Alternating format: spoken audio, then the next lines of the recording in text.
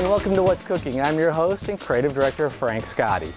This episode, we want to talk to you about something that we've been discussing a lot here at Recipe Marketing, and that is genetically modified foods, often called GM, GMOs, GEs for genetically engineered. What we're trying to do is get our finger on the pulse of public sentiment, specifically as it relates to labeling. How impactful will a non-GMO certification be on a package as far as how it's going to affect its sales? Well, there's two big issues when it comes to labeling that we're also discussing. Is basically within the industry, there's a debate whether or not the FDA should be in charge of requiring labeling of genetically modified foods that say GMO foods are contained inside, or should the private sector be in charge of merely certifying non-GMO foods.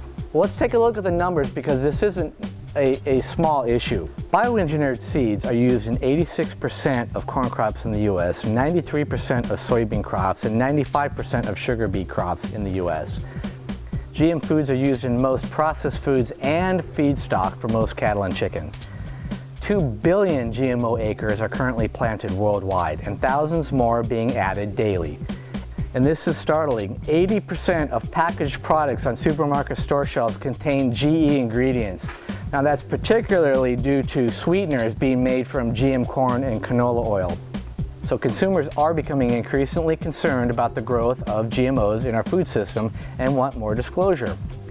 In a recent poll conducted by MSNBC, 96% of over 40,000 respondents answered yes to the question, do you believe genetically modified foods should be labeled? The New York Times opinion pages reports 82% of those responding said they would choose not to buy foods with GMOs if they were so labeled. Consumers also stated that they'd be willing to pay more for foods specifically labeled non-GMO verified.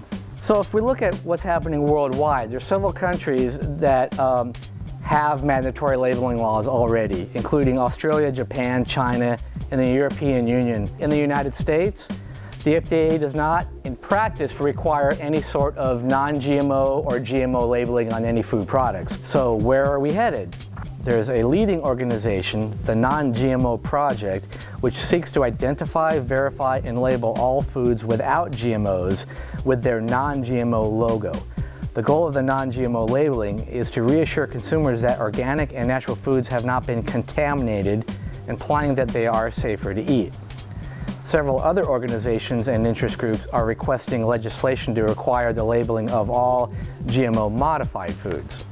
So, to label or not to label? Let's look at some of the financial considerations.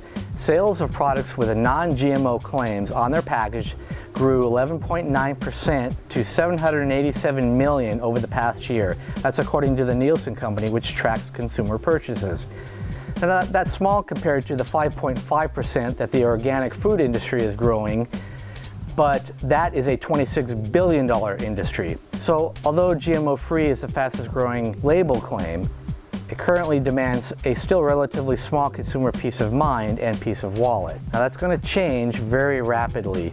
Beginning in 2012, Whole Foods is going to roll out an in-store educational program backed by website articles, newsletters touting non-GMO foods. Quote, the public is becoming more aware, says Libelettin, spokeswoman for the 297-store chain.